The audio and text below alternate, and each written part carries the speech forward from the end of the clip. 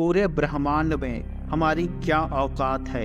अंतरिक्ष से हमारा सूरज भी धूल की कण से छोटा नजर आता है, तो यहाँ पृथ्वी में हमारा वजूद क्या है।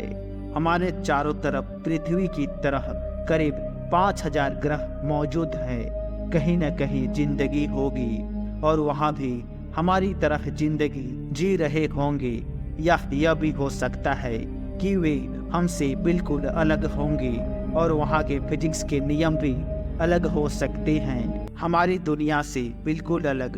और यह भी हो सकता है कि वहाँ जीवन अभी प्राथमिक स्तर के होंगे।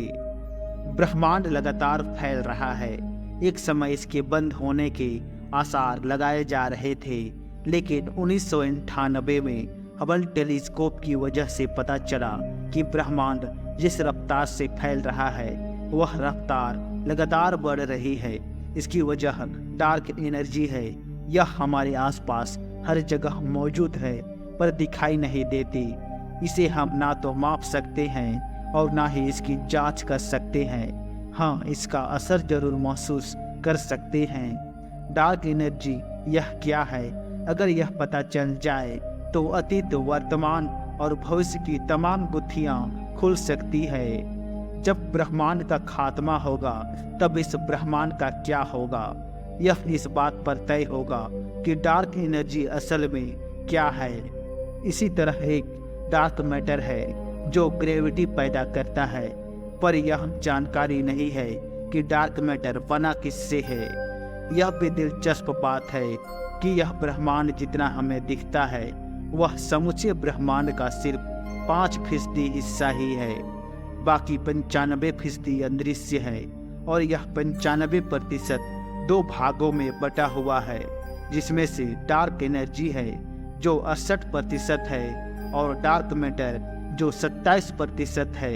इसे डार्क एनर्जी अणु परमाणु से ना बनकर जटिल और अनोखे कणों से बना हुआ है, जिनके बारे में अभी तक हमें पता नहीं चल पाया है। इस ब्रह्मांड में जितनी भी चीजें हमें दिखाई देती है वे सब या तो खुद रोशनी प्रोड्यूस करते हैं या कुछ रिफ्लेक्ट करती हैं। डार्क मैटर यह दोनों ही काम नहीं करता है, इसलिए इसे देखना मुमकिन नहीं है। दरअसल डार्क मैटर इतनी ताकतवर ग्रेविटी पैदा करता है कि हर आकाशगंगा के सभी तारे उसी आकाशगंगा में बंधे रहते हैं। कुल मिलाकर डार्क मैटर ब्रह्मांड को बांधे रखने का काम करता है, जबकि डार्क एनर्जी ब्रह्मांड को लगातार विस्तार दे रही है। इस वजह से हर आकाशगंगा का एक दूसरे से फासला बढ़ता जा रहा है।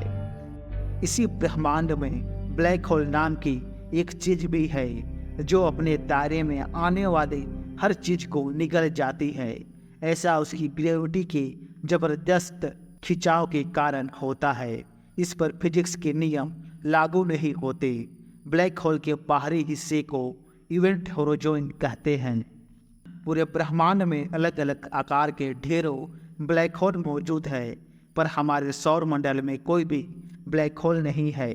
हाँ, हमारी आकाशगंगा के बीचों बीच एक विराट ब्लैक होल है। ब्लैक होल में गिरने के बाद चीजें कहाँ जाती है इसका अभी तक पता नहीं चल पाया है। वजह यह है कि ब्लैक होल रोशनी को अपने अंदर जब्त कर लेता है, रिफ्लेक्ट नहीं करता।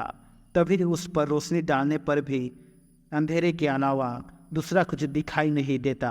इसलिए ब्लैक होल का कोई फोटो सीधे सीधे लेना मुमकिन नहीं है।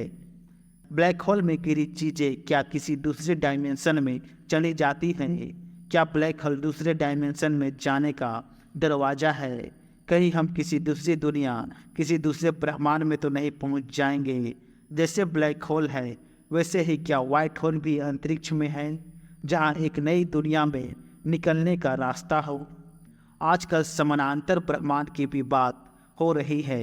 इसमें माना जाता है कि हमारे ब्रह्मांड में जो कुछ भी है उसका प्रतिरूप समानांतर ब्रह्मांड में मौजूद है। हमारी जिंदगी में जो कुछ भी घट सकता है वह सब दूसरे ब्रह्मांडों में घटित हो रहा है। हालांकि अभी तक यह सिर्फ एक आइडिया है और इसे साबित नहीं किया जा सकता है। वीडियो अच्छा लगा तो चैनल को सब्सक्राइब जरूर कर लें।